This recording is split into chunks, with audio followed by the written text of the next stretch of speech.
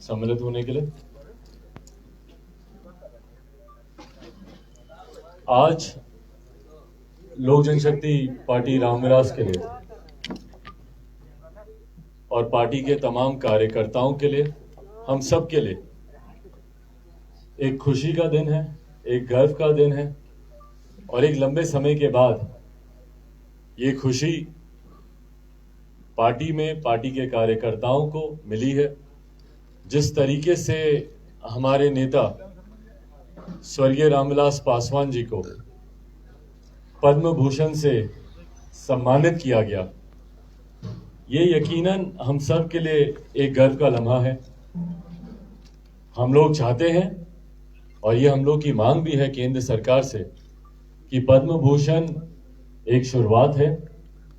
जिस तरीके से हमारे नेता ने अपने जीवन के 52 साल समर्पित किए समाज के दलित, शोषित, वंचित, अल्पसंख्यक, गरीब वर्ग के, पिछड़ा वर्ग से आने वाले लोगों को मुख्य धारा के साथ जोड़ने के लिए, ऐसे में वो मेरे पिता हैं, सिर्फ मैं इसीलिए ही नहीं कह रहा हूं, पर ऐसे में मुझे लगता है वो पूरी तरीके से हकदार हैं कि उनको आने वाले समय में भारत रत्न हमारे नेता स्वर्गीय रामविलास पासवान जी को दिया जाए। ये मांग लोक जनशक्ति पार्टी रामविलास केंद्र सरकार से करती है और जैसा मैंने कहा कि वो पूरी तरीके से हकदार हैं इस सम्मान के लिए। मैं सुपुत्र हूं, कई बार इस बात को कहा जा सकता है कि मैं व्यक्तिगत भावनाओं में बहकर शायद इन बातों को मैं कह रहा हूं, पर हकीकत है कि जिस व्यक्ति ने 5 दशक से ज्यादा अपना जीवन समर्पित किया समाज के वंचित गरीब वर्ग के लोगों के लिए, समाज में विकास के लिए, जिस व्यक्ति ने 6 प्रधानमंत्री के साथ कार्य किया, जिस विभाग की जिम्मेदारी उनको मिली उस विभाग को उन्होंने आगे बढ़ाने का, समाज के गरीब वर्ग के लोगों के साथ उसको जोड़ने का उन्होंने काम किया। आज जिस टेक्नोलॉजी को हम सब बखूबी इस्तेमाल कर रहे हैं और आप सबके हाथों में भी मुझे दिख रहा है मोबाइल कैमरा, जब हमारे नेता दूरसंचार मंत्री थे, मुझे याद है उस वक्त उनका एक बयान भी आया था जिसकी विपक्ष ने काफी आलोचना की थी। उस वक्त उन्होंने कहा था कि मैं चाहता हूं कि एक दिन ऐसा आए जब हर गरीब व्यक्ति के हाथ में, हर रिक्शा वाला, ठेला वाला के हाथ में मोबाइल फोन हो। मैं चाहता हूं कि बैगन के भाव ये मोबाइल फोन बिके। उस वक्त उनकी खूब आलोचना की गई थी क्योंकि वो दौर ऐसा था जब आप इनकमिंग कॉल भी करते थे तो उस वक्त भी 30 रुपया 32 रुपया आपको देना पड़ता था। पर उसके बावजूद आज उन्होंने अपने उस सपने को हकीकत करके दिखाया। जिस विभाग में गए, रेलवे में आप आज भी जाएंगे, कितने ऐसे अधिकारी हैं, कितने ऐसे पदाधिकारी हैं जो बोलते हैं कि भैया उस वक्त हमको रेलवे में नौकरी दी गई थी। उस वक्त एक हस्ताक्षर से उन्होंने 57,000 वैकेंसीज उन्होंने क्रिएट की थी और नए भर्तियां उन्होंने की थी रेलवे में। जिस विभाग में गए और तो और अंत तक मतलब अपनी अंतिम सांस तक हम लोग, मैं उनका पुत्र हूं, इस नाते मैं बखूबी इस बात को मैं जानता हूं कि आखिर में जब उनकी तबीयत खराब थी, स्वास्थ्य खराब था, हम लोग चाहते थे कि वो अस्पताल जाएं, पर अपनी जिम्मेदारियों को निभाने के लिए उन्होंने अपने स्वास्थ्य के साथ भी उन्होंने समझौता किया। मुझे याद है जिस दिन उनकी तबीयत ज्यादा खराब लग रही थी, उस वक्त मैंने उन्हें कहा था कि हम लोग हॉस्पिटल चलते हैं, लॉकडाउन का समय था, तो उस वक्त उन्होंने कहा था कि नहीं, मेरे ऊपर अभी एक बड़ी जिम्मेदारी है राशन को घर घर तक पहुंचाने की। आप उस वक्त की अगर आप उनके ट्विटर देखें, उस वक्त आप देखेंगे, मैं 2020 की मैं बात कर रहा हूं और लगभग जून जुलाई अगस्त के महीने की मैं बात कर रहा हूं, और वही समय था जब उनकी तबीयत खराब हुई और अगस्त में हम लोगों ने उनको हॉस्पिटल में एडमिट करवाया। पर जून जुलाई में अगर आप देखेंगे, सड़क मार्ग के माध्यम से हो, रेल मार्ग के माध्यम से हो, हवाई जहाज के माध्यम से हो, जितने भी लक्षद्वीप जैसे जितने द्वीप हैं वहां पर पानी वाले जहाज के माध्यम से, पहाड़ी इलाकों में घोड़े के माध्यम से, जैसे संभव पड़ा उन्होंने राशन को पहुंचवाने का उन्होंने काम किया। उनके दिमाग में दिन रात सिर्फ एक बात होती थी कि भैया लॉकडाउन में जब लोगों के पास पैसे कमाने की संकट है, जब लोगों के पास आर्थिक संकट है, ऐसे में कोई कैसे कहीं जाकर राशन लेगा, तो मेरी जिम्मेदारी बनती है, व्यक्तिगत तौर पर वो इसको अपनी जिम्मेदारी मानते थे कि मेरी जिम्मेदारी बनती है कि मैं घर घर तक उस गरीब आदमी के यहाँ मैं ये राशन पहुंचवाऊं। मुझे खुशी है, मुझे गर्व होता है आज की तारीख में कि भैया ये राशन घर तक पहुंचाना लॉकडाउन के वक्त प्रधानमंत्री गरीब जन कल्याण अन्न योजना के माध्यम से जो 81 करोड़ लोगों के पास मुफ्त में जो ये राशन पहुंचा, ये सोच हमारे नेता स्वर्गीय रामविलास पासवान जी की थी।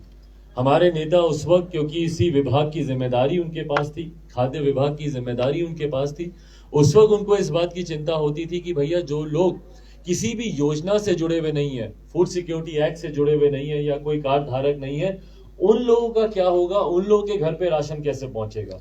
उस वक्त उन्होंने कैबिनेट में इस प्रस्ताव को रखकर प्रधानमंत्री आदरणीय नरेंद्र मोदी जी से बातचीत कर वो इस योजना को लेकर आए, इस योजना को लेकर आए जिसमें 81 करोड़ परिवार, 81 करोड़ लोगों के घर तक मुफ्त में राशन पहुंचाने का कार्य किया जाए।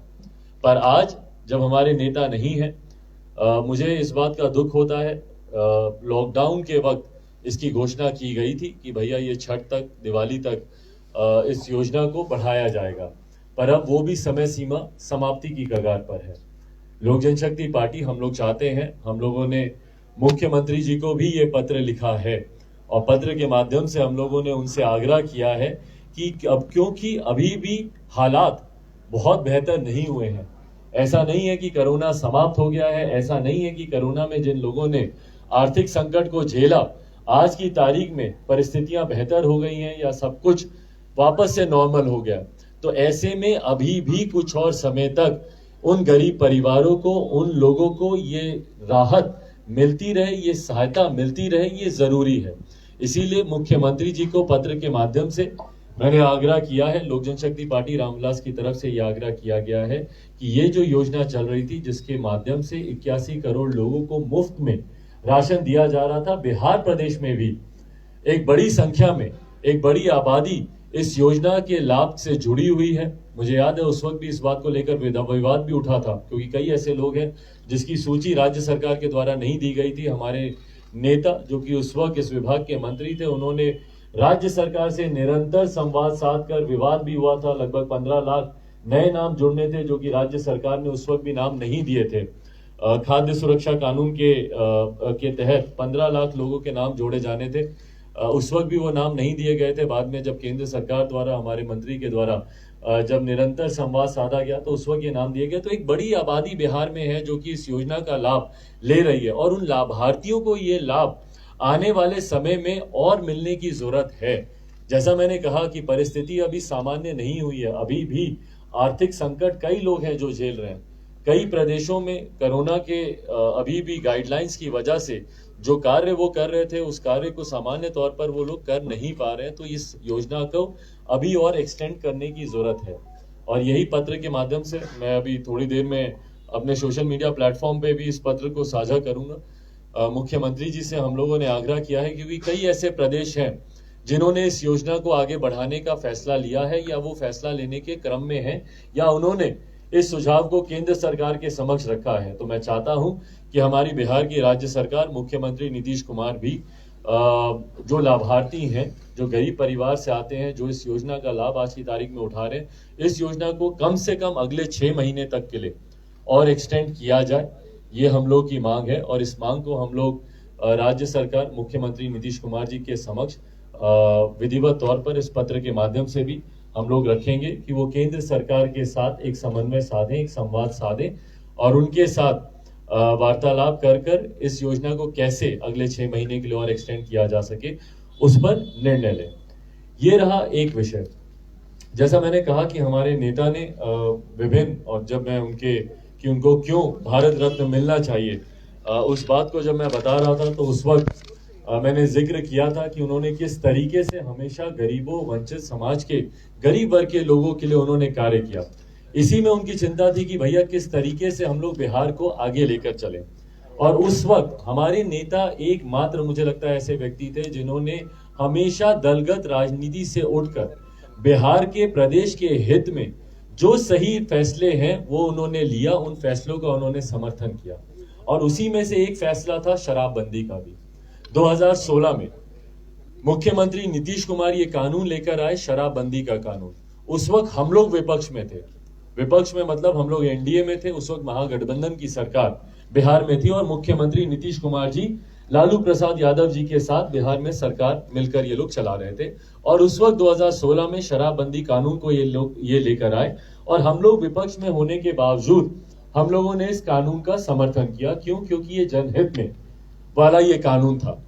इससे न सिर्फ महिलाओं को बल्कि वो परिवार जो कहीं ना कहीं नशे की वजह से जो परिवार समाप्त हो रहे थे या जहां जिन परिवार में पारिवारिक द्वेष देखने को मिल रहे थे, पारिवारिक हिंसा देखने को मिल रही थी, महिलाओं के ऊपर उत्पीड़न हो रहा था नशे की वजह से, ये कहीं ना कहीं ये कानून उसके ऊपर रोक लगाता, उसके ऊपर अंकुश लगाता। इसीलिए विपक्ष में होने के बावजूद हम लोगों ने इस कानून का समर्थन किया था। आज की भी तारीख में पूरी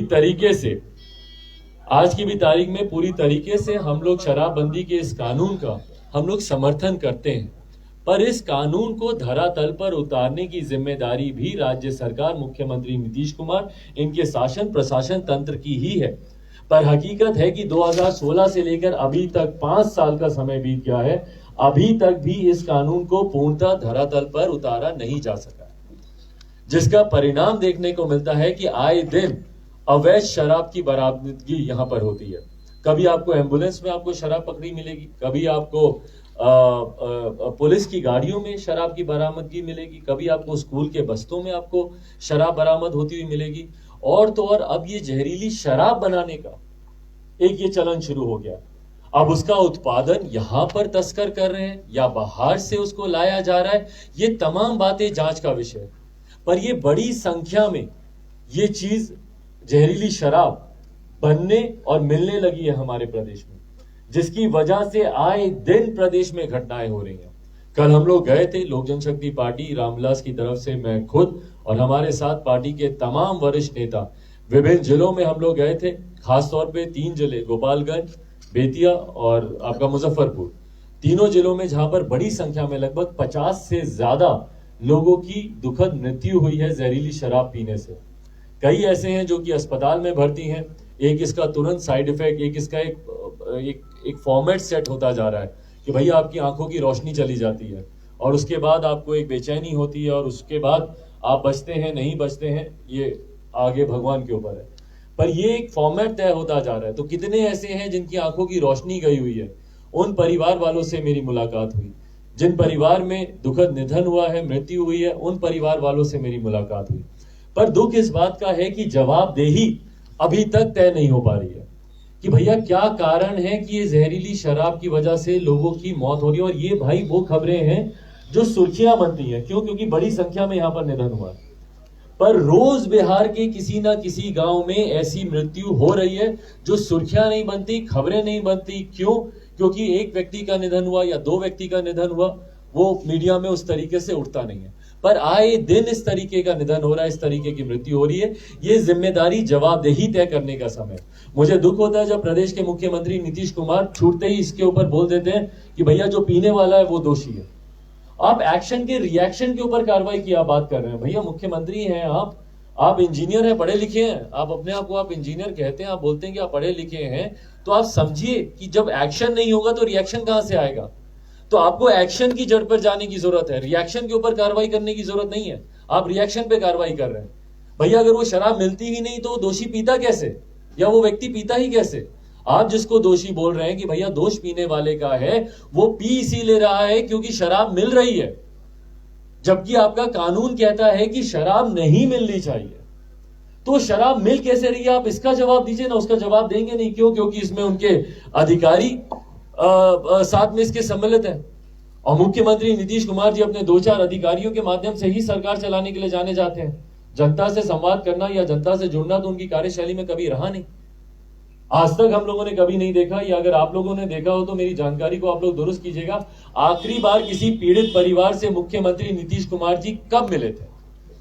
और मैं किसी भी पीड़ित परिवार की मैं बात कर रहा हूं, भले किसी अपराधी ने उसकी गोली मारकर हत्या कर दी हो, अपहरण की वजह से उसकी हत्या हो गई हो, लूटमार में उसकी जान चली गई हो, या कोई वैसे ही प्रताड़ित हुआ हो, कहीं पुलिस प्रशासन में किसी के ऊपर कोई दुष्कर्म किया गया हो उस वजह से हो, या किसी महिला के ऊपर कोई दुष्कर्म किया हो। अभी जहानाबाद में एक घटना घटी, महिला के साथ गैंगरेप किया गया। रोसड़ा में एक घटना घटी, पुलिस की कैद में एक दलित युवक के ऊपर जिस तरीके से अत्याचार किया गया। तो कोई एक जगह दिखा दीजिए ना जहां पे मुख्यमंत्री नीतीश कुमार गए हो। यहां पर इतनी बड़ी घटना घट जाती है, 50 से ज्यादा लोग जहरीली शराब पीने से मारे जाते हैं। बताइए मुझे कहां पर गए मुख्यमंत्री नीतीश कुमार। और जब तक आप घटना स्तर पर आप जाएंगे नहीं, जब तक आप उस पीड़ित परिवार से आप मिलेंगे नहीं, भैया आपको जानकारी कैसे मिलेगी कि क्या सही चल रहा है क्या गलत चल रहा है। आप सोचें कि आप अपने हवा महल में बैठकर आपको सारी जानकारी मिल जाएगी, ऐसा होता नहीं है मुख्यमंत्री नीतीश कुमार जी। आपके हवा महल में सारी सही खबरें आपको नहीं मिलेंगी। सारी खबरें छन कर जो आप सुनना चाहते हैं वही अधिकारी आपको वहां पर सुनाते हैं। अधिकारी आपको बोलते हैं कि ये गरीब लोग जो बिहारी हैं ये दोषी हैं, और आप तुरंत अपनी प्रदेश की जनता के ऊपर आप आरोप लगा देते कि भैया दोषी ये हैं। दोषी वो लोग हैं जो तस्करी कर रहे हैं, दोषी वो लोग हैं जो अवैध शराब को बॉर्डर के माध्यम से लेकर आ रहे हैं प्रदेश में, दोषी वो लोग हैं जो जहरीली शराब का निर्माण प्रदेश में कर रहे हैं, और आपकी नाक के नीचे ये सब हो रहा है, आपके शासन प्रशासन तंत्र के सामने ये सब हो रहा है। भाई अगर एक आम बिहारी इस बात को जानता है, भाई आप कैमरा लगा दीजिए, कहीं पे भी जाइए आप पब्लिक प्लेस पे, और आप कैमरा लगा दीजिए और आप पूछिए जनता से कि क्या खुलेआम शराब मिलती है कि नहीं मिलती है। एक स्वर में सब बोलेंगे कि भैया मिलना तो एक तरफ है, होम डिलीवरी होती है शराब की। एक स्वर में सब व्यक्ति ये बात बोलेंगे। एक आम बिहारी अगर इस बात को जानता है कि बिहार में शराब खुलेआम मिलती है, तो क्या मुख्यमंत्री नीतीश कुमार इस बात को नहीं जानते? क्या क्यों नहीं जानते? भाई आप मुख्यमंत्री होने के साथ साथ आप हमारे प्रदेश के गृह मंत्री भी हैं, आपके शासन प्रशासन तंत्र की नाक के नीचे सारे काम हो रहे हैं। संभव नहीं है कि उनकी जानकारी में ये सब नहीं हो। अब या तो उनका संरक्षण प्राप्त है, आपका संरक्षण उन लोगों को प्राप्त है, और मैं इस बात को डंके की चोट पे मैं कह रहा हूं। आप इसको सीधा आरोप समझे मुख्यमंत्री नीतीश कुमार पर, तो सीधा आरोप है मेरी तरफ से ये। भैया 5 साल हो गए, 5 साल में आए दिन जहरीली शराब से लोगों की मौत हो रही है, आए दिन अवैध शराब यहां पर पकड़ी जा रही है, और मुख्यमंत्री नीतीश कुमार बोलते हैं, अपने कानून की वाहवाही करते हैं कि भैया हमने शराबबंदी कर रखी है, हमने शराबबंदी कर रखी है।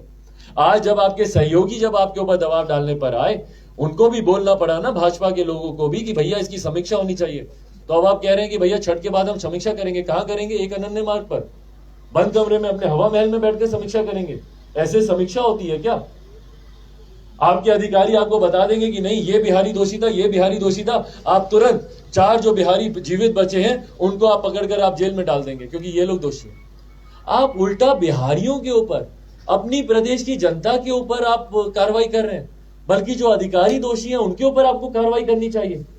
इसकी हद आप देख लीजिए। कल जब मैं गोपालगंज गया, वहां की तस्वीरें, जो मीडिया के साथी मेरे साथ थे उन लोगों ने जरूर इन तस्वीरों को कैद किया होगा। जो पीड़ित परिवार है जिसके यहाँ मृत्यु हुई है, उनकी बेवा को, उनकी विधवा को, उन महिलाओं को, घर की बूढ़ी औरतों को बच्चों के साथ घर से बाहर निकाल के उस घर को सील करके रखा हुआ है। घर पे ताला लगाकर घर को सील करके रखा हुआ है। ठंड का मौसम है, ऐसे में वो घर की महिलाएं, बूढ़ी बुजुर्ग, वो घर के बाहर रात गुजारने को मजबूर है अपने छोटे छोटे बच्चों के साथ। आप जाइएगा भाई, मुख्यमंत्री ये दृश्य देखेंगे तब उनका हृदय पिघलेगा। अगर वो इंसान होंगे तो, अगर उनमें थोड़ी सी भी मानवता होगी, भाई कोई आम मानव के लिए संभव नहीं है उस दृश्य को देखकर आप विचलित ना हो, आप पिघले नहीं।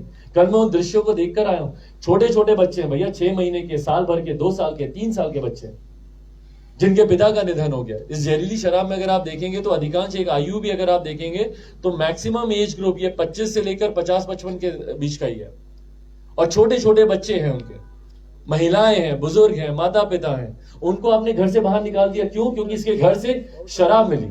तो भैया अगर आपका कानून इतना ही सख्त है कि किसी घर से शराब मिली उस घर को आप लॉक कर दें, तो सबसे पहले तो एक अनन्य मार्ग लॉक होना चाहिए कि बिहार में शराब कैसे मिल रही है। आपके घर को क्यों नहीं सील कर देना चाहिए? भाई प्रदेश के मुखिया होने के नाते आपका घर भी सील होना चाहिए। क्यों? क्योंकि आपके इस कानून के रहते हुए प्रदेश में कैसे शराब मिल रही है भैया? एक आम गरीब के ऊपर कार्रवाई करना बहुत आसान होता है, पर अपने ऊपर जब कार्रवाई की बात आएगी तो आप लाख तरीके के आपके पास विकल्प निकल आएंगे मुख्यमंत्री नीतीश कुमार जी अपना पल्ला झाड़ने के लिए। क्यों नहीं आप किसी अधिकारी के ऊपर आप कार्रवाई करते? आप 10 अधिकारियों के ऊपर कार्रवाई कीजिए, तुरंत देखिए किस तरीके से अगले दिन से इन तमाम चीजों पर रोकथाम शुरू होती है। पर मैं बोल रहा हूं, जो बात मैंने कहा कि भैया मैं आरोप लगा रहा हूं, सीधा आरोप, कि मुख्यमंत्री नीतीश कुमार जी का संरक्षण प्राप्त है इन तस्करों को, शराब, जहरीली शराब बनाने वालों को, अवैध शराब को यहां पर लाने वालों को, इनका संरक्षण प्राप्त है। पैरेलल इकोनॉमी इन्होंने बिहार में खड़ी कर दी है शराबबंदी के नाम पर। और आज ये बोलते हैं कि भैया हम समीक्षा करेंगे, और समीक्षा के बाद क्या होगा? कुछ नहीं, बंद कमरे में रिपोर्ट तैयार करेंगे और जो जितने लोग बचे हैं उन सबको गिरफ्तार करके जेल में डालेंगे ये लोग और उनको प्रताड़ित करेंगे। कितने लोगों को इस कानून के तहत आप जेल में आप डाल रहे हैं? निर्दोष लोगों को, जबकि हकीकत है कि आपको जाना चाहिए। मैं मांग करता हूं मुख्यमंत्री नीतीश कुमार जी से कि भैया इस समीक्षा से पहले जाइए, मिलिए पीड़ित परिवारों से और उनकी सहायता कीजिए। भाई वो भी बिहारी हैं, वो लोग कोई आतंकी नहीं है। वो लोग कोई आपकी तरह, आप जिस तरीके से सात निश्चय में आप लोग भ्रष्टाचार करते हैं, वो लोग वो नहीं है। वो लोग कोई मजदूर है भैया, कोई गरीब परिवार से है, कोई शिक्षक है, कोई मजदूरी कर रहा है, इस परिवार से आने वाले लोग हैं। और आप उनके ऊपर उनकी मदद करना तो दूर, आज आप उनको उल्टा प्रताड़ित कर रहे हैं। तभी लिखित रूप में भी ये एक और पत्र है जो मैं साझा करूंगा थोड़ी देर में अपने सोशल मीडिया प्लेटफॉर्म पे, जिसमें हम लोगों ने मांग की है लोक जनशक्ति पार्टी रामविलास की तरफ से कि पीड़ित परिवार को 25 लाख रुपए का मुआवजा दिया जाना चाहिए और साथ में परिवार के किसी एक सदस्य को सरकारी नौकरी दी जानी चाहिए। और वो इसलिए क्यों मैं इस बात को कह रहा हूं, क्योंकि परिवार का एक कमाऊ सदस्य गया भैया, वो परिवार सड़क पर है। हम लोग की अपनी व्यक्तिगत सीमाएं हैं। कल मैं जहां पे भी गया, एक परिवार था क्या कहते हैं यहाँ पे बेतिया में एक परिवार था जहां पे 2 बच्चों की शादी होनी थी और अभी होनी थी शादी। एक ऐसा ही परिवार मुझे मुजफ्फरपुर में भी मिला। इन तीनों बच्चियों की शादी की जिम्मेदारी मैं लेकर आया हूँ, उन तीनों की शादी मैं करवाऊंगा, जो खर्चा होगा वो मैं करूंगा। पर भाई मेरी भी सीमाएं हैं। जो बच्चे वहां पर मुझे दिखे, किसी का सरकारी स्कूल में एडमिशन करवाना है, ये करवाना है, वो सब मैं करवा सकता हूं या मैं करवाने का प्रयास करूंगा, पर मेरी अपनी सीमाएं हैं। यहाँ पर व्यापक तौर पर जिम्मेदारी लेने की जरूरत है, जो सिर्फ सरकार ही ले सकती है, जो सिर्फ मुख्यमंत्री नीतीश कुमार ही ले सकते हैं। इसीलिए हम लोग आग्रह करते हैं भाई, छोटे छोटे उन 4 साल 5 साल 3 साल के बच्चों का क्या कसूर है भैया? क्या आप उनको बनने के लिए आप ठंड में आप बाहर छोड़ दें उनके घर पे ताला लगाकर? उनका क्या कसूर है भाई? उनकी जिम्मेदारी तो आप कम से कम लीजिए ना। यही तो बिहार का भविष्य है। इनको आप ऐसे अदर में छोड़ देंगे, कल को किस मानसिकता के साथ ये बड़े होंगे और क्या सोच रखेंगे अपने प्रदेश और प्रदेश के नेताओं के बारे में? तो इसीलिए हम लोग आग्रह करते हैं कि परिवार के किसी एक सदस्य को सरकारी नौकरी दी जानी चाहिए और साथ ही में 25 लाख रुपए का मुआवजा दे, ताकि जो तुरंत जो एक आर्थिक संकट के दौर से परिवार गुजर रहा है उसकी थोड़ी सी मदद हो सके। और साथ ही में ये मैं मांग करूंगा कि मुख्यमंत्री नीतीश कुमार अब कम से कम अपने हवा महल से निकलना शुरू करें, बाहर जाएं, पीड़ितों से मिलें, जाएं जहानाबाद जाएं समस्तीपुर जाएं बेतिया जाएं, मुजफ्फरपुर जाएं, जहां पर घटनाएं घट रही हैं जाएं। भाई पटना में ही इतनी बड़ी घटनाएं घट जाती हैं। एक जो इंडिगो में जो एक साथी हमारे काम कर रहे थे, क्या हुआ उनका? भाई उस वक्त इतना शोर हल्ला हुआ, मीडिया में हुआ, उसके बाद कोई चर्चा नहीं, कोई कुछ नहीं। ऐसी घटनाएं घट जाती हैं। मुख्यमंत्री नीतीश कुमार 2 दिन 4 दिन जब ये सुर्खियां चलती हैं, हाँ हम जांच करेंगे, उसके बाद तमाम चीजों के ऊपर लीतापोती हो जाती है। और इसीलिए बिहार में अपराधियों का मनोबल इतना बढ़ता है।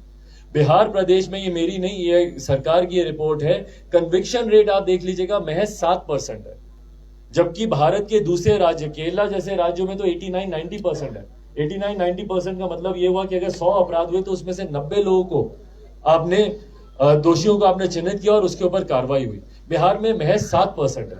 मतलब अगर 100 अपराध हुए तो महज 7 लोगों को उसमें सजा मिलेगी तो मिलेगी, वो भी भगवान जाने। इसीलिए अपराधियों का मनोबल इतना बढ़ा हुआ है। आए दिन यहाँ पर हत्याएं हो रही है, अपहरण हो रहा है, लूटमार हो रहा है। तो मुख्यमंत्री जी, क्योंकि आप प्रदेश के हमारे गृह मंत्री भी हैं, अपने हवा महल से बाहर निकलिए, जनता के बीच जाइए। यही अगर चुनाव होता तो भैया पूरा मंत्रिमंडल इनका कैंप कर रहा होता। अभी मुजफ्फरपुर में, बेतिया में, गोपालगंज में पूरा मंत्रिमंडल इनका कैंप कर रहा होता अगर चुनाव होता। पर क्योंकि चुनाव नहीं है तो ना मुख्यमंत्री जी ने जाना जरूरी समझा, ना इनके मंत्रिमंडल के किसी साथी ने जाना जरूरी समझा। क्यों? क्योंकि चुनाव नहीं है, अभी इनको वोट की अभी जरूरत नहीं है। पर अगर यही वोट होता तो पूरी सरकार का कोई एक नुमाइंदा मुझे बताइए जो वहां पे गया। लोग वहां पर इंतजार कर रहे हैं कि भैया कोई मंत्री आ जाए, मुख्यमंत्री नहीं तो किसी को भेज दें। कोई नहीं गया वहां पे सरकार की तरफ से, और सरकारी मदद तो पहुंचना दूर की बात है। इसीलिए अंत में यह आग्रह करूंगा कि मुख्यमंत्री नीतीश कुमार जी, जब तक आप प्रदेश के मुख्यमंत्री हैं, जनता बहुत लंबे समय तक आपको मुख्यमंत्री रहने नहीं देगी, पर जब तक भी आप मुख्यमंत्री हैं तब तक जनता के बीच जाइए। कम से कम ये राशन को 6 महीने तक के लिए बढ़वाने का आप प्रयास करें, कार्य करें और सुनिश्चित करें कि गरीबों को 6 महीने तक और ये राशन मिले, जो लाभार्थी हैं उनको ये मिले। और साथ ही में जहरीली शराब से जिन जिन परिवारों में मृत्यु हुई है उसमें 25 लाख रुपए का मुआवजा, एक सरकारी नौकरी दें और जाकर पीड़ित परिवारों से मिलना शुरू करें। तभी अपराधियों में भी भय आएगा, अपराध में भी तभी आप अंकुश लगा पाएंगे जब आप खुद जमीन पर दिखेंगे अपने हवा महल से बाहर। अब इसके अलावा आप लोग के कोई सवाल हो तो भाई पुनर्विचार की मैं बात नहीं करूंगा, समीक्षा जरूर मैं बात करूंगा। पुनर्विचार का तात्पर्य अगर ये हो कि भैया ये कानून होना चाहिए नहीं होना चाहिए, लोक जनशक्ति पार्टी रामविलास पूरी तरीके से इस कानून का समर्थन करती है कि शराबबंदी कानून होना चाहिए। और खास तौर पर बिहार जैसे प्रदेश में जहां पर लिटरेसी रेट बहुत ज्यादा कम है, यहाँ पर जागरूकता नहीं है, लोग अच्छे भले बुरे की परख नहीं कर पाते हैं कि भैया नशे से क्या लाभ है, क्या नुकसान आपको हो रहा है, परिवार कैसे इससे बिखरता है, या यंग पीढ़ी जो नई जनरेशन है वो इसके दुष्प्रभाव या इसके झांसे में आकर किस तरीके से अपने भविष्य को बर्बाद कर सकती है। इन तमाम कारणों से जरूरी है कि सख्ती से, कहने के लिए नहीं, कागजों पर नहीं, सख्ती से शराबबंदी कानून लागू हो, इस बात के हम लोग पक्षधर हैं। और जो ये समीक्षा की बात कर रहे हैं कि भैया ये धरातल पर उतरा कि नहीं उतरा, ये एक बंद कमरे में रहकर समीक्षा नहीं होगी, मुख्यमंत्री ऑन ग्राउंड जाकर इसकी समीक्षा करें।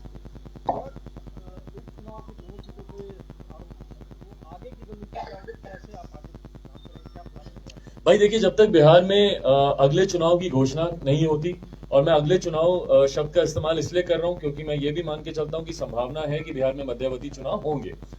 उसका भी अगर आप कारण चाहेंगे तो मैं आपको उसका भी कारण बता दूंगा कि क्यों मध्यावधि चुनाव होंगे। बट बहरहाल अगर बिहार में मध्यावधि चुनाव होते हैं या अगर सही समय पर भी चुनाव होते हैं, उसमें जब तक चुनाव की घोषणा नहीं होती तब तक लोक जनशक्ति पार्टी अकेले जिस तरीके से हम लोग अपने संगठन के विस्तार में अपने संगठन को मजबूत करने के कार्य पे लगे हुए हैं, इसी तरीके से हम लोग कार्यों पे हम लोग लगे रहेंगे। अभी तमाम हमारे प्रकोष्ठों के अध्यक्षों का दौरा विभिन्न जिलों में लगेगा, तमाम पार्टी के वरिष्ठ नेता हैं उनके कार्यक्रम विभिन्न जिलों में लगेंगे, सिर्फ और सिर्फ संगठन को मद्देनजर रखते हुए। मेरी अभी कुछ यात्राएं बाकी हैं, आशीर्वाद यात्रा के कुछ जिले छूटे हुए, उसको पूरा करने के बाद हम लोग पद यात्रा पर हम लोग निकलेंगे। उसके बाद रात्रि प्रवास का कार्यक्रम हम लोगों ने शुरू किया है। बिहार के लगभग 250-300 गांव हम लोग ऐसे चिन्हित करेंगे जहां पर जाकर रात्रि प्रवास हम लोग का वहीं पर होगा, वहीं पर हम लोग रुकेंगे, वहीं पर रहना, खाना, सोना, उठना, वहीं पे ग्रामीणों से बातचीत करना, ताकि सही में समझ में आए कि भैया ग्रामीण, देखिए बिहार गांव में बसता है, तो जब तक आप गांव में नहीं जाएंगे आपको समस्या नहीं समझ में आएगी। मुख्यमंत्री नीतीश कुमार बोलते हैं भैया हमने नली गली बना दी, नल जल बना दिया। जब आप गांव में जाते हैं तब आपको पता चलता है कि नली गली के नाम पर कितना बड़ा छल हुआ है आपके साथ, नल जल योजना के नाम पर कितना बड़ा घोटाला हुआ है, ये गांव में जाकर समझ में आता है। तो खैर हम लोग का कार्यक्रम में उसके बाद ये भी है कि रात्रि प्रवास हम लोग विभिन्न गांव में करेंगे। तो जब तक चुनाव की घोषणा नहीं होती, हाँ इस बात को जरूर मैं स्पष्ट कर दूं कि अगला जो भी चुनाव होगा, लोक जनशक्ति पार्टी रामविलास उसको गठबंधन के तहत उस चुनाव को लड़ेगी। पिछले जो 2 उपचुनाव हुए 2020 की ही तर्ज पर हम लोगों ने वो दोनों उपचुनाव अकेले लड़े। मुझे खुशी है और मैं धन्यवाद दूंगा कुशेश्वर स्थान की जनता का, तारापुर की जनता का, कि महज 10 दिन पुरानी पार्टी जिसका सिंबल नया, जिसका नाम नया, उसको आपने तीसरे नंबर की शक्ति के तौर पर आपने उसको मान्यता दी। एक राष्ट्रीय पार्टी से ज्यादा मत लोक जनशक्ति पार्टी रामविलास को मिले, उसके लिए मैं धन्यवाद दूंगा कुशेश्वर स्थान और तारापुर की जनता का। पर हाँ, अगले जो भी चुनाव होंगे वो गठबंधन के तहत लोक जनशक्ति पार्टी रामविलास लड़ेगी। अब वो गठबंधन का स्वरूप क्या होगा, नहीं होगा, ये समय आने पर ही, और ये एक जनरल प्रैक्टिस भी रही है, इससे पहले कि आप लोग ये सवाल पूछे कि किसके साथ मैं जाऊंगा, ये एक जनरल प्रैक्टिस रहती है कि चुनाव से ठीक पहले ही अलायंसेस अनाउंस किए जाते हैं। चिराग जी, एक सवाल है, सवाल ये है कि एक खबर आई कि मणिपुर में आपकी पार्टी के एकमात्र विधायक थे, वो बीजेपी में चले गए या फिर बीजेपी उनको अपने पाले में ले आई। एक तो इसको नुकसान मानते हैं कि नहीं मानते हैं, दूसरा कि बीजेपी की तरफ से किया गया नुकसान मानते हैं कि नहीं मानते हैं? देखिए, जिस विधायक का आप जिक्र कर रहे हैं वो लंबे समय से पार्टी के साथ भी निष्क्रिय वो रहे थे, और चुनाव का समय है, चुनाव के समय इस तरीके की अदला बदली आम रहती है। ये सिर्फ हम लोग के दल में ही नहीं, ये हर दल में ये रहती है। तो जहां एक उधर गया है, 3 और बाकी हैं जो कि विभिन्न दलों से मणिपुर में ही हम लोग की पार्टी ज्वाइन करने वाले हैं, उसकी घोषणा भी जल्द की जाएगी।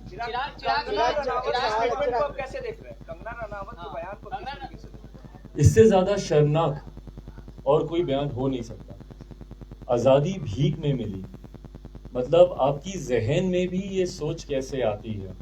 आप कहीं ना कहीं हर उस स्वतंत्रता सेनानी का आप अपमान कर रहे हैं, हर उस स्वतंत्रता के आंदोलन में अपना बलिदान, अपने परिवार का बलिदान देने वालों का आप अनादर कर रहे हैं, तमाम उन महापुरुषों का आप अनादर कर रहे हैं, और तमाम उन भारतीयों का अनादर कर रहे हैं जिन्होंने आजादी को एक सपने के तौर पर देखा था।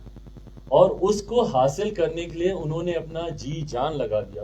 भले वो सत्याग्रह के माध्यम से गांधी जी हो या सुभाष चंद्र बोस हो या भगत सिंह हो या सरदार पटेल हो या जितने भी हो, जिन लोगों ने भी आजादी के लिए अपना बलिदान दिया, महापुरुषों से लेकर, ये तो वो बड़े नाम हैं जो कि इतिहास में दर्ज हैं, पर अनगिनत ऐसे नाम हैं जो कि इतिहास में शायद उनके नाम भी दर्ज नहीं होंगे, पर उसके बावजूद उन्होंने आजादी के लिए अपना बलिदान दिया।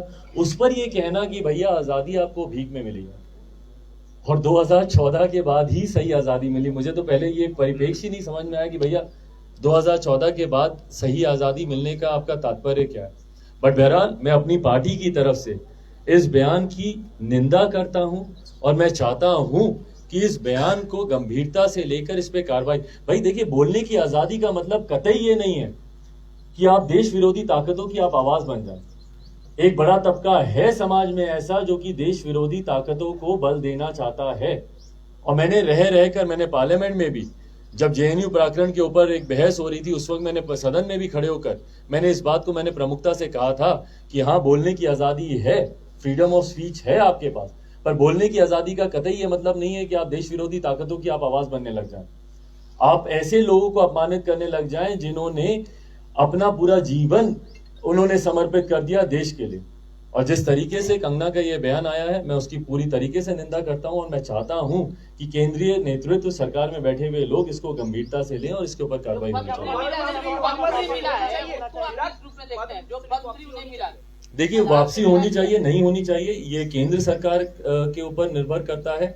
ये फैसला उनको देने का केंद्र सरकार का था, वापस लेना है नहीं लेना है ये फैसला भी केंद्र सरकार का होगा। उसके क्या मापदंड है, नहीं मापदंड है, मैं उसका विशेषज्ञ नहीं हूं, मैं उसका जानकार नहीं हूं कि क्या मापदंड होते हैं, किस आधार पर वापस लिया जा सकता है। पर मैं इतना जरूर जानता हूं कि ये जो बयान है, ये बयान सरासर गलत है। और एक ऐसे व्यक्ति से ये बयान आना जिसको कि महज 2 दिन पहले राष्ट्र के सर्वोच्च सम्मानों में से एक 4th हाईएस्ट सिविलियन अवार्ड है ये हमारे देश का, आपके भारत रत्न के बाद, आपके पद्म विभूषण के बाद, पद्म भूषण के बाद 4th हाईएस्ट सिविलियन अवार्ड है ये, पद्मश्री आपको दिया जाता है। उसके मिलने के महज दूसरे दिन आपकी तरफ से इस तरीके का बयान आता है जो कहीं ना कहीं देशभक्तों की और आजादी के दीवानों की, जिन्होंने अपनी जान दी, उनकी भावनाओं को ठेस पहुंचाते हैं। ये गलत है। सलमान खुर्शीद ने अपने किताब में हिंदुत्व को बोको हरम से तुलना किया है, इस पर भाई देखिए, मैं ना ये हिंदुत्व की बहस में जाऊंगा, ना मैं इस तरीके की मैं किसी बहस में नहीं जाऊंगा, और इस बहस में किसी को जाना भी नहीं चाहिए। मैं आप तमाम मीडिया के साथियों से भी आग्रह करूंगा, ये कहीं ना दाने फेंके जाते हैं हम लोग अपने जाल में फंसाने के। जैसे मेरे सामने बार बार दाने फेंके जाते हैं कि भैया आप भाजपा के ऊपर कमेंट क्यों नहीं करते। मैं क्यों भाजपा पे कमेंट करूं भैया? मुख्यमंत्री नीतीश कुमार यहाँ पे आज सरकार चला रहे हैं, ये नैरेटिव को भटकाने की बात होती है और ये निरंतरता में किया जाता है। भैया ये साध्वी प्रज्ञा आज ही इस तरीके का बयान देंगी, उनको अजान से अभी उनको दिक्कत होने लगती है भैया जब चुनाव सर पर होते हैं। मेरी समझ के परे ये तमाम बातें। ये इस तरीके के बयान सिर्फ उस वक्त क्यों आते हैं जब चुनाव सर पर होते हैं। आज उत्तर प्रदेश में चुनाव है तो इस तरीके की बातें सामने आने लगती हैं। जबकि मेरा मानना यह है, मैं 21वीं सदी का पढ़ा लिखा लड़का हूं भैया, ना हिंदुत्व से, ना जात पात से, ना धर्म मजहब से हम लोग का ध्यान केंद्रित सिर्फ और सिर्फ विकास के कार्यों पर होना चाहिए। और ये भटकाने के लिए ये नैरेटिव्स फेंके जाते हैं, तो इसमें ना मैं उलझने वाला हूं, ना मैं चाहूंगा कि कोई और इसमें उलझे। अगले साल 5 राज्यों में चुनाव होने हैं।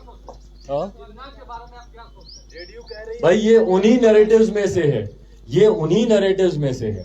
और जो आज की तारीख में कई जिन्ना के समर्थक मुझे एकदम से देखने को मिल गए, और मुझे तो ये तक भी पता चला कि भैया जेडीयू की ऑफिशियल लाइन भी यही है।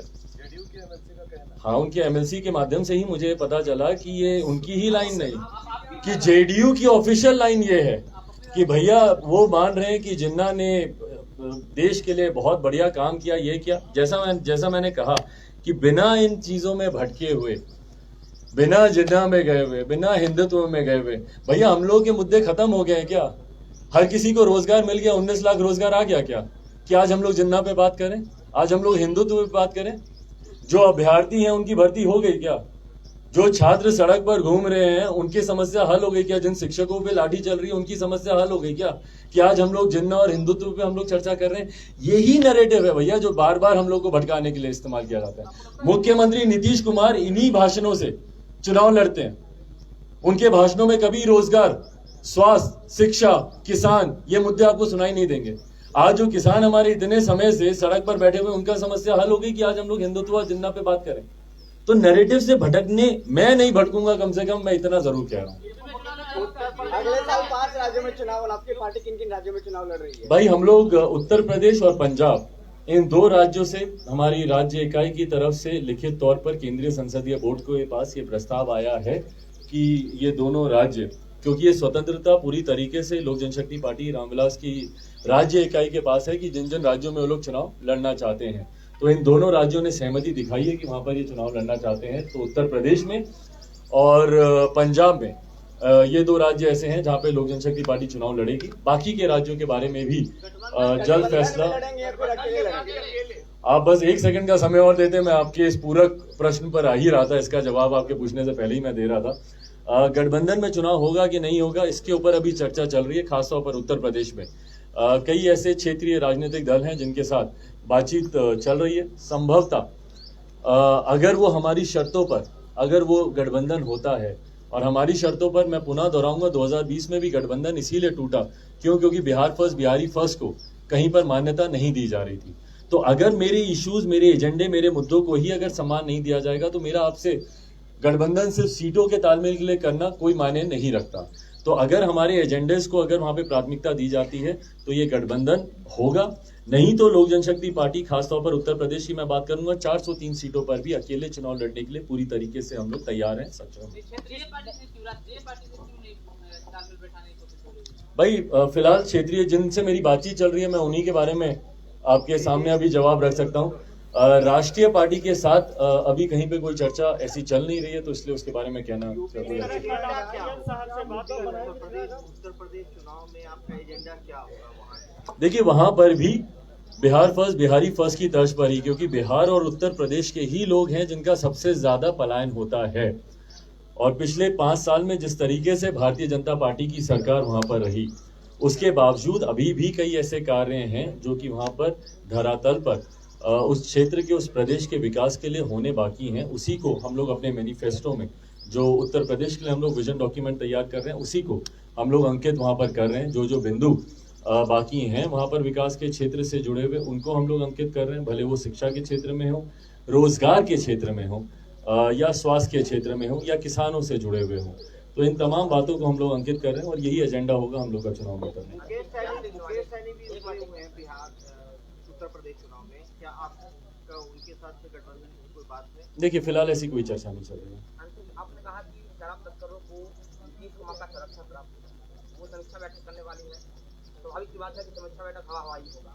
बिल्कुल। क्या विपक्षी पार्टियों के साथ नीतीश कुमार को बैठना चाहिए? कोई मंत्री बिहार में कैसे लागू हो, इस पर विचार विमर्श करना। भाई नीतीश कुमार जी पहले अपनी ही पार्टी के नेताओं के साथ बैठ जाएं तो बहुत बड़ी उनकी उपलब्धि होगी। अधिकारियों के चंगुल से तो बाहर निकले मुख्यमंत्री नीतीश कुमार जी। वो अपनी पार्टी के नेताओं के साथ नहीं बैठते, अपने गठबंधन के नेताओं के साथ नहीं बैठते, तो विपक्ष के साथ तो क्या ही बैठेंगे भगवान जाने। विपक्ष के साथ अगर वो बैठते हैं और अगर हम लोग को बुलाया जाता है तो तमाम तरीके के सुझाव हम लोग की तरफ से भी दिए जाएंगे कि भैया आप ही के बनाए हुए इस कानून को और ज्यादा मजबूत कैसे किया जा सके। भाई सकारात्मक विपक्ष की भूमिका हम लोग निभाने के लिए तैयार हैं, पर कम से कम पहल भी तो हो मुख्यमंत्री नीतीश कुमार जी के द्वारा। आप भैया बंद कमरे में 4 अधिकारियों से ही मंत्रणा करके सरकार चलाते रहेंगे, तो ऐसे में ना विपक्ष की बात आप सुनेंगे, ना अपने गठबंधन के साथियों की बात आप सुनेंगे।